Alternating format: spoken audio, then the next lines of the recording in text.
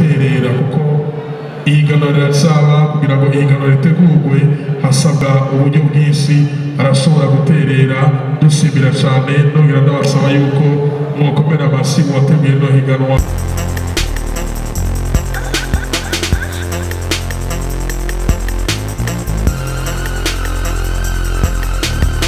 DDF-TV Tunda Juhudi.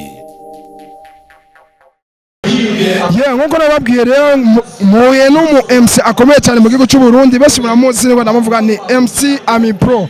duhuye ngaha muri evenement nyene nico gituma rero nabonye sinogera nagize namubajije Ami Pro mambo vipi freshman umeze neza alhamdulillah Ami Pro umengo imbeho nakikubwiye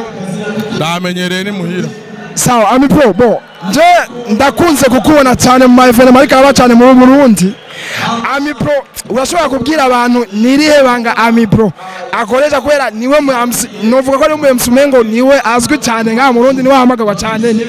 ndakora cyane ndasenga cyane hama Imana ikamfasha urakora cyane urasenga cyane Imana ikabikora Ami Pro wewe ahe muhingara ba MC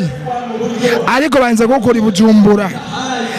nigiki wowe wiyumvira nyene apa yo gusenga yo gukora nagakibasi wowe office kiharije kubera bose barasenga barakora aba MC bo ngaha nta numwe mbona bahamagaye ariko barize guhiga Ami Pro kuva ibujumbura nibaza yuko baravye kuri experience umuntu aba afise kuko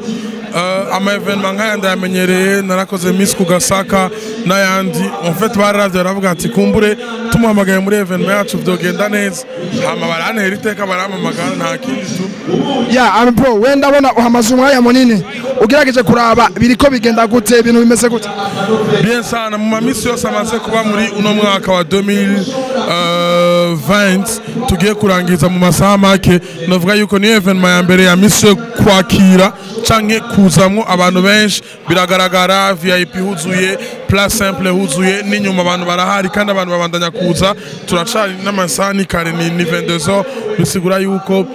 iyi evenement yashoboye kureisisa à 100% nubwo sound tari imeze neza cyane ariko ibindi byose ni bon no gushima Imana tu ya Ami Pro nakushima amajambo nagomba ndagushimire gusa kwa kuri registre abantu bakubone bakuvugishe merci sante kabisa papa